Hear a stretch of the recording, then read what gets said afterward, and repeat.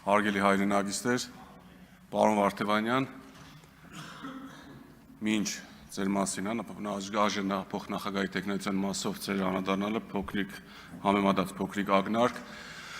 այսօր Հայաստանի պատմության մեջ առաջին անգամ ունենք ամոթալի իրադարձություն կապված մեր կաթողիկոսի հետ, սիրելի հայրենագիստեր, այսօրը սովորական օր չէ, այսօր պարզապես հերթական դատական նիստ չէ, որ նշանակված է, այսօր մեր հայ ժողովրդի հազարամյա պատմության հերթական քննությունն է, այսօր դադելու են այն ինստիտուտը, որը դարեր շարունակ պահել է հայ ազգը, երբ մենք պետություն չենք ունեցել, ով է պահել հայ ժողովրդին, երբ Հայաստանը բաժանվել էր թշնամիների միջև, ով է պահել հայոց լեզուն, հայոց գիրը, մեր հավատն ու ազգային ինքնությունը, երբ պետականությունը կորցրել էինք, ով էր հայի տունը, երբ հայրենիք չունեինք, ճիշտ եք, դա հայ առաքելական Սուրբ եկեղեցին էր, այո, այն եկեղեցին,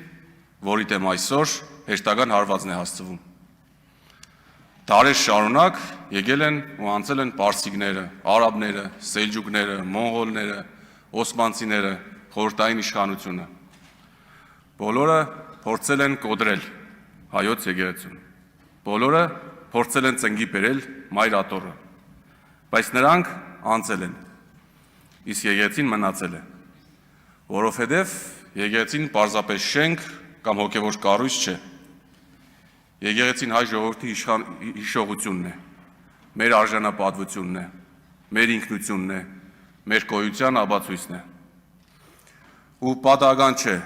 որ Հայաստանի Հանրապետության սահմանադրությունը հստակ կարգավիճակ է վերապահում հայ առաքելական Սուրբ եկեղեցում,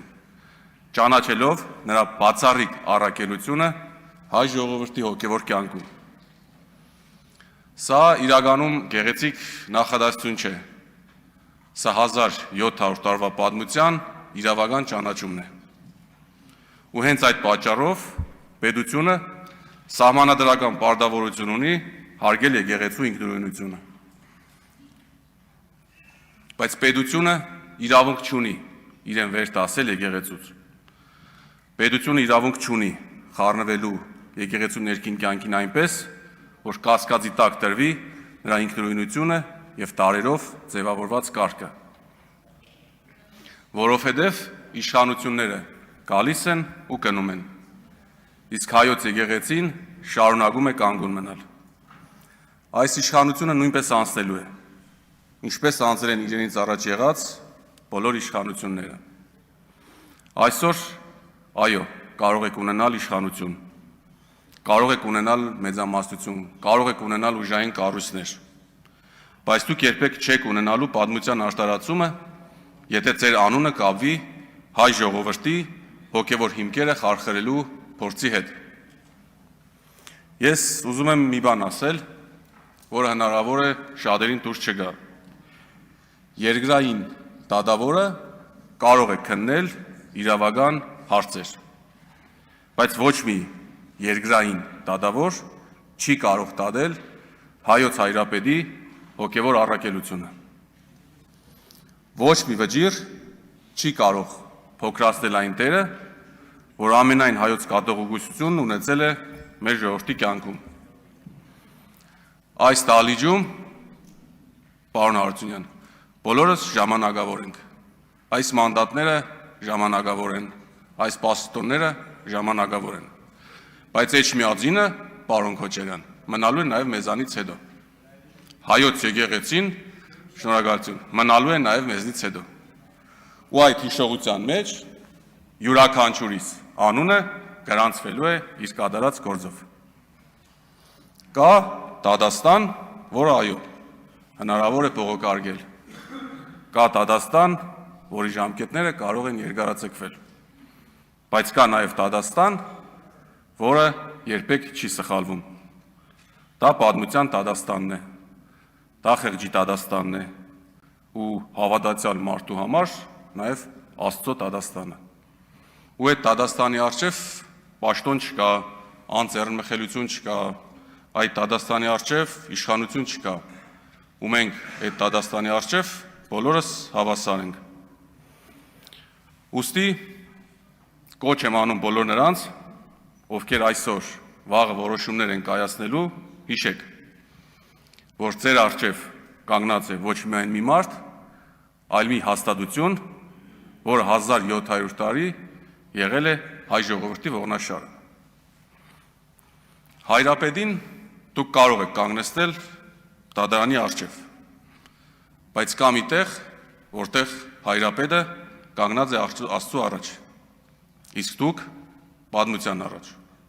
Ու հավատացեք, պատմության Դադաստանը շատ ավելի խիստ է, քան ցանկացած դատարանի դատավճիռը։ Սուրբ Գիրքը մեզ հիշեցնում է. Աստված կանգնում է դատավորների վրա և Դադաստան է անում նրանց։ Թող յուրաքանչյուր որոշում կայացնող հիշի, վերջին խոսքը երբեք մարդունը չէ, վերջին խոսքը Աստծունն է։ Այսօր մեր ելույթների ժամանակ, եթե չեմ սխալվում, պարոն Սարգսյանն ու պարոն Ղազինյանը երգերից փոքրիկ հատվածներ ասեցին, մի երգի փոքր 4 բառ ես նշեմ, որտեղ նշվում է. Հայաստան աշխարհ, խաչդ չհանես։ Շնորհակալություն։ Ինչ վերաբերում է ձեզ, պարոն Վարդևանյան, ձեր տեխնացությանը, իմ համար